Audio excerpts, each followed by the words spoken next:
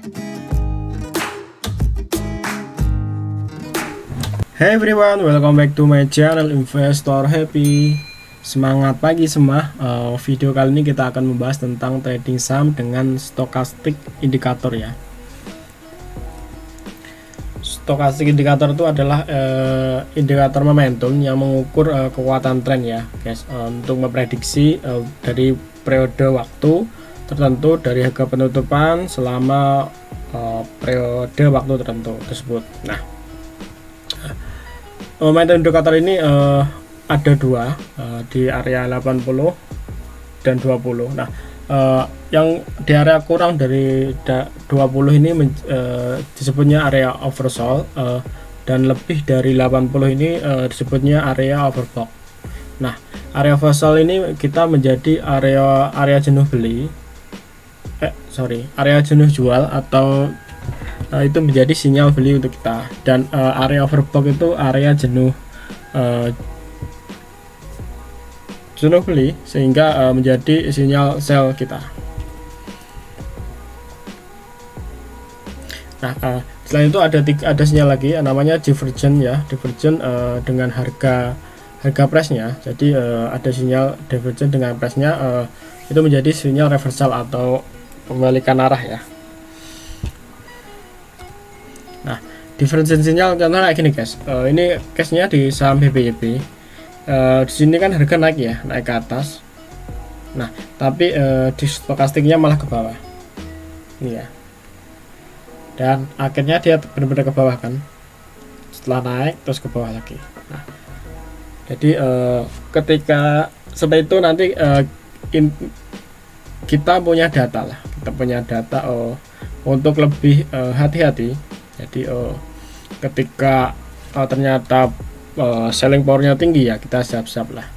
Apakah kita mau take profit dulu ataukah nanti di bawah mau akumulasi lagi ya, itu tergantung strategi teman-teman ya. Tapi kita cukup terbantu dengan datanya ini kan stokastiknya nih, dia ke bawah tapi di chartnya ke atas. Nah, kayak gini tuh, dia menjadi sinyal kita, ternyata malah turun ya, beneran kan, di posisi ini turun, lebih turun kan, menjebol support yang kemarin di sini. Nah, ini untuk penggunaan divergent sinyal, jadi teman-teman bisa gunakan. Selain itu ada oversold dan overbought. Nah, ini teman-teman mungkin bingung ya, mungkin masih teman-teman yang masih pemula di saham mungkin masih bingung apa tuh oversold, apa overbought. Nah, oversold ya itu jenuh jual, dan overbought jenuh beli. Nah, jadi orang udah malas beli, akhirnya sahamnya turun kan, dan orang udah jenuh jual, akhirnya sahamnya nggak turun lagi. Nah, di sini area oversold itu di 20 nih guys ya, di 20 sini, terus overbought di sini 80 nih. Nah, di area ini masuknya overbought. Nah, di area sini menjadi sinyal kita untuk beli ya, di area sini. Tapi tidak semata-mata ketika turun di sini kita beli, nggak seperti itu guys. Karena kelemahan di stokastik tuh false sinyalnya tuh banyak sekali, false sinyal di stokastik tuh emang banyak sekali false sinyal. Jadi nanti teman-teman bisa padukan ya dengan bandarmologi atau MA atau indikator yang lain. Nah, contohnya ini oversold and overbought area. Nah, ini kalau kita lihat ya, ini overbought ya, akhirnya terus sahamnya turun. Belum sama gini guys, sama dilihat kebiasaannya di emiten tersebut nih. Ini emang ketika dia baru ya mendekati area oversold, dia langsung naik ya. Ini kelihatan ya. Dari sini sebelum dia nyentuh di 20 nya udah naik nih. Di sini nyentuh terus naik lagi juga kan. Nah, nanti lihat kebiasaannya emiten tersebut, dia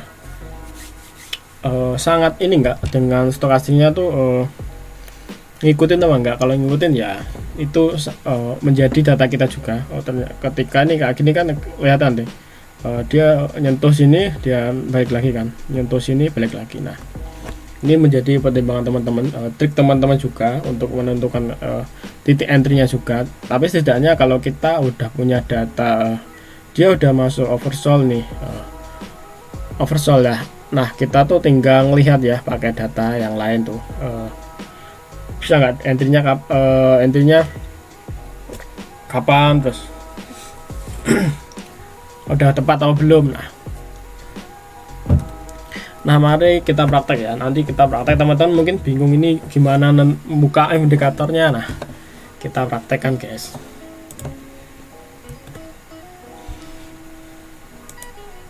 Nah, ini udah tak siapin BPYP ya. Nah, teman-teman mungkin bingung ya, mungkin ini udah waktunya entry apa belum. Nah, saya tuh biasanya menggunakan beberapa ini indikator ya, salah satunya menggunakan MA juga. Kalau misalnya kita ketemu emiten yang downtrend ya, patokan saya walaupun downtrend kan dia akan tetap di oversold terus, walaupun udah masuk oversold dia akan tetap turun aja di oversold terus. Tapi tetap aja harganya kan turun kan, jadi nggak semata-mata masuk oversold beli, nggak gitu, kayak gitu guys. Jadi kita perhatikan juga harganya tuh masih selling powernya masih tinggi enggak gitu. Kalau udah menurun, nah kita menjadi sinyal lah kita untuk kita pantau lebih ini ya, dimasukin wellis kita ya. Nah, ini MLPL ya, karena ini enggak, kalau yang tadi kan dia ngikutin ini ya, benar-benar ketika nyentuh oversold dia langsung naik ya. Jadi bisa dilihat kayak gitu, triknya kayak gitu guys ya. Kalau saya triknya kayak gitu, lihat kalau dia emang bener-bener enggak, bener-bener ngikutin sesuai ini enggak gitu. Ini ya contohnya nih ya, ini kan udah di oversold berapa lama kan di sini kan, masih turun terus kan. Nah, jadi enggak semata-mata masuk oversold beli, enggak kayak gitu guys ya. Jadi tetap teman-teman padukan ya, padukan dengan saya biasanya menggunakan MA5. Nah, ini jadi ketika dia masih kok di atas di atas ya, masih di bawahnya MA5, saya belum entry.